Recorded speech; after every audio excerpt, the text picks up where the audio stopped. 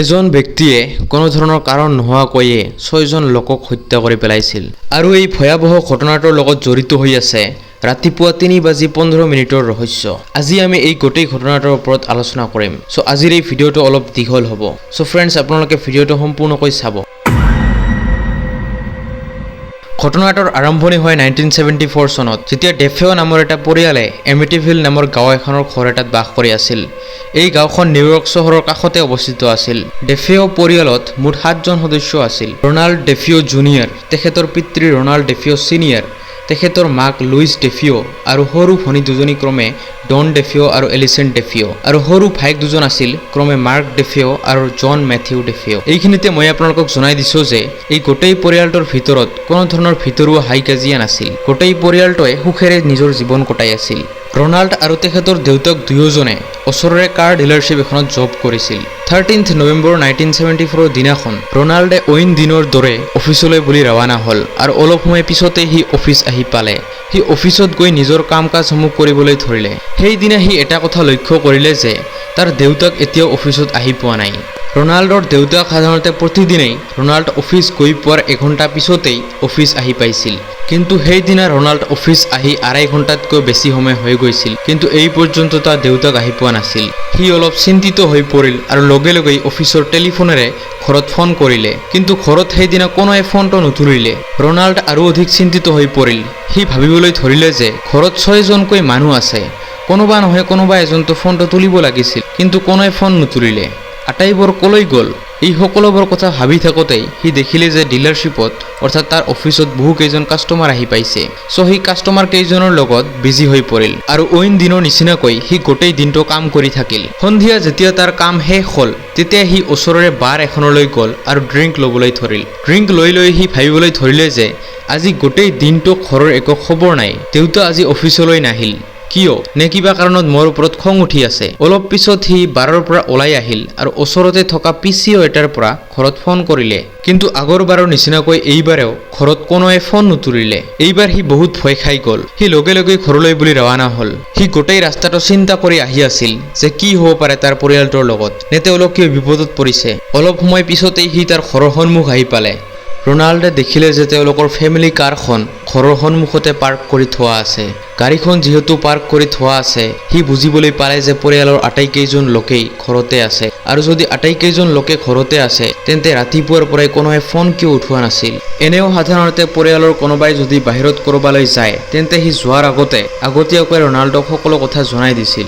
তেওঁলোকে কেতিয়াও ৰনাল্ডক নজনোৱাকৈ ক'তো যোৱা নাছিল। তেন্তে আজি কি হ'ল? ৰনাল্ডে দৌৰি আহি ঘৰৰ ডোৰবেলটো বজাবলৈ ধৰিলে, কিন্তু কোনো ৰেছপন্স নাই। কোনোৱে দৰ্জাখন খুলিবলৈ নাহে। তাৰ ভয় বাঢ়িবলৈ ধৰিল। সি এতিয়া ঘৰতো প্ৰৱেশ কৰিব নোৱাৰে। এই সময়খিনিলৈকে সি বহুত ভয় খাই গৈছিল। সি উপায় নাপাই পৰিয়ালৰ সদস্যসকলক মাত লগাবলৈ ধৰিলে, কিন্তু কোনো উত্তৰ নাই। এনেতে সি দেখিলে যে ঘৰটোৰ এখন খিৰিকী মেল খাই আছে। সি লগে লগে সেই খিৰিকীৰে জঁপিয়াই ঘৰৰ ভিতৰত প্ৰৱেশ কৰিলে, আৰু প্ৰৱেশ কৰাৰ পিছতে সি গম পাই গ'ল যে ৰাতিপুৱা তাৰ দেউতাক অফিচত কিয় অহা নাছিল, পৰিয়ালৰ কোনোৱে ফোন কিয় উঠোৱা নাছিল, আৰু ডোৰবেল বজোৱাৰ পিছতো কোনোৱে দৰ্জা কিয় খোলা নাছিল। সি দেখিলে যে তাৰ পৰিয়ালৰ আটাইকেইজন সদস্য মৃত অৱস্থাত পৰি আছে। হয়, সি দেখিছিল যে আটাইকেইজন সদস্যই নিজৰ নিজৰ কোঠাত মৃত অৱস্থাত পৰি আছে। আটাইকেইজনকে গুলীয়াই হত্যা কৰা হৈছিল আৰু তেওঁলোকৰ দেহবোৰ তেজেৰে লথপথ হৈ আছিল। তাৰ মাক, দেউতাক, সৰু ভনী দুজনী আৰু তাৰ সৰু ভাই দুজন আটাইকেইজনে মৃত অৱস্থাত পৰি আছিল। এই ভয়াৱহ দৃশ্য দেখি ৰনাল্ডে চিঞৰি কান্দিবলৈ ধৰিলে। সেই সময়খিনিত তাৰ হাত ভৰি কঁপি আছিল। সি ভাবি পোৱা নাছিল যে সি এতিয়া কি কৰিব। সি বহুত ভয় খাই গৈছিল। তথাপিও সি কোনোমতে সাহস কৰি পুলিচ ষ্টেচনত ফোন লগালে। মন কৰিবলগীয়া কথা এইটো যে তেওঁলোকৰ ঘৰটো যিখন ঠাইত আছিল সেই ঠাইখনত এনেধৰণৰ কোনো ভয়াৱহ অপৰাধ আগে পিছে হোৱা নাছিল, যাৰ বাবে পুলিচ প্ৰশাসনো হতভম্ব হৈ পৰিছিল। পুলিচে এভিডেন্স বিচাৰি গোটেই ঘৰটো ভালদৰে নিৰীক্ষণ কৰিবলৈ ধৰিলে, কিন্তু তেওঁলোকে সেই সময়ত কোনো ধৰণৰ এভিডেন্স বিচাৰি নাপালে। পুলিচে কৈছিল যে গোটেই ঘৰটোত কোনো ধৰণৰ ফৰ্চড এন্ট্ৰি নাছিল, অৰ্থাৎ কোনোৱে জবৰদস্তি দৰ্জা বা খিৰিকী আদি ভাঙি ঘৰত প্ৰৱেশ কৰা নাছিল। ঘৰৰ মুখ্য দৰ্জাখনো ভিতৰৰ পৰা বন্ধ আছিল, আৰু ঘৰত কোনো ধৰণৰ লুটপাটৰ চেষ্টাও চলোৱা নাছিল। ঘৰত থকা সকলোবোৰ কেছ টকা, ইম্পৰ্টেণ্ট নথি-পত্ৰ, জুৱেলাৰী আদি সকলোবোৰ নিজৰ স্থানত সুৰক্ষিতভাৱে আছিল। কোনোৱে সেইবোৰক হাত পৰ্যন্ত লগোৱা নাছিল। পুলিচে বুজিব পৰা নাছিল যে যিজনে এই ভয়াৱহ অপৰাধ কৰিছে তাৰ উদ্দেশ্য কি আছিল। সেই সময়খিনিত ৰনাল্ড সম্পূৰ্ণৰূপে ভাগি পৰিছিল আৰু সি জোৰকৈ কান্দি আছিল। পুলিচে ৰনাল্ডক প্ৰশ্ন কৰিলে যে আপোনালোকৰ কোনোবা শত্ৰু আছে নেকি যে সঁচাকৈ আপোনালোকৰ লগত এনে কিবা কৰিব পাৰে এই প্ৰশ্নৰ উত্তৰত ৰনাল্ডে তাৰ ডাঙৰ খুৰাৰ কথা ক'লে সি কৈছিল যে তাৰ ডাঙৰ খুৰাই প্ৰায় তাৰ দেউতাৰ লগত কাজিয়া কৰিছিল পুলিচে ভাবিলে যে যিহেতু ৰনাল্ডৰ গোটেই পৰিয়ালটো শেষ হৈ গৈছে আৰু এতিয়া কেৱল সিয়ে একমাত্ৰ পৰিয়ালত বাচি আছে সেইবাবে যিয়ে তাৰ পৰিয়ালটোক মাৰি পেলাইছে সি এইবাৰ হয়তো ৰনাল্ডক মাৰিবলৈ আহিব আৰু ৰনাল্ড যদি ক'ৰবাত অকলে থাকে তেন্তে ৰনাল্ডক সেই হত্যাকাৰীজনে হত্যা কৰি পেলাব ৰনাল্ডক নিৰাপত্তা দিবলৈ আৰু তাক সুৰক্ষিতভাৱে ৰাখিবলৈ পুলিচে তাক কাষ্টডিত লৈ ল'ল আনফালে ৰনাল্ডৰ ঘৰত ইনভেষ্টিগেশ্যন চলি আছিল আৰু এইবাৰ পুলিচে এটা নতুন কথা গম পালে যিয়ে এই ক্ৰাইমটো কৰিছিল সি মাত্ৰ 3-4 মিনিটৰ ভিতৰতে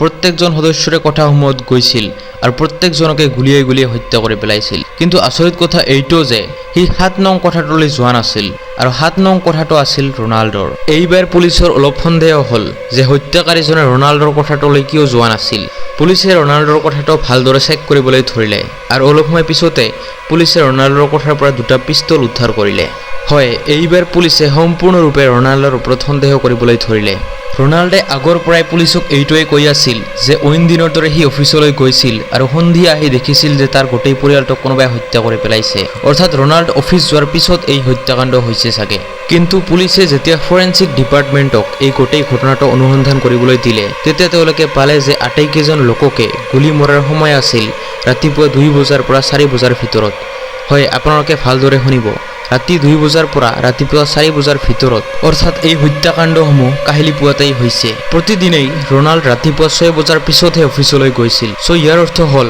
যে যেতিয়া এই হত্যাকাণ্ডসমূহ হৈ আছিল তেতিয়া ৰনাল্ড ঘৰতে আছিল এইবাৰ পুলিচে ৰনাল্ডক বেছিকৈ সোধা-পোছা কৰিবলৈ ধৰিলে কিন্তু ৰনাল্ডে বাৰে বাৰে এটা কথাই কৈ আছিল যে সি অফিচত থকাৰ সময়ত এই ঘটনাটো হৈছে কিন্তু পুলিচে তাৰ কথাবোৰত বিশ্বাস কৰিব পৰা নাছিল কিন্তু বাৰে বাৰে সেই একে উত্তৰ দিয়াৰ পিছত হঠাতে ৰনাল্ডৰ কিবা হ'ল আৰু সি এক অতিকৈ ভয়াৱহ মাতেৰে ক'বলৈ ধৰিলে যে মই গুলিওৱা আৰম্ভ কৰি দিলো আৰু আৰম্ভ কৰাৰ পিছত এজনকৈ আটাইকেইজনকে মাৰি পেলালো মই ইচ্ছা কৰিও নিজকে নিয়ন্ত্ৰণ কৰিব নোৱাৰিলো মই ইমান ক্ষিপ্ৰ গতিত এই কামটো কৰি পেলালো যে মই নিজে গম নাপালো লাহে লাহেকৈ ৰনাল্ডে এই গোটেই ঘটনাটোক বিতংভাৱে বৰ্ণনা কৰিবলৈ ধৰিলে সি ক'লে যে ৰাতিপুৱা 3:15 মানত সি পৰিয়ালৰ আটাইকেইজন সদস্যকে হত্যা কৰি পেলাইছিল আৰু তাৰ পিছত সি আন দিনৰ দৰে বাথটাবত গৈ গৰম পানীৰে গা ধুইছিল আৰু গা পা ধুই ব্ৰেকফাষ্ট কৰি আন দিনৰ নিচিনাকৈ পুৱাই অফিচলৈ ওলাই গৈছিল আৰু গোটেই দিনটো কাম কৰাৰ পিছত সন্ধিয়া সময়ত সি বাৰ এখনত গৈছিল আৰু লগৰ কেইজনমানৰ সৈতে ড্ৰিংক লৈছিল এই কথাসমূহ শুনি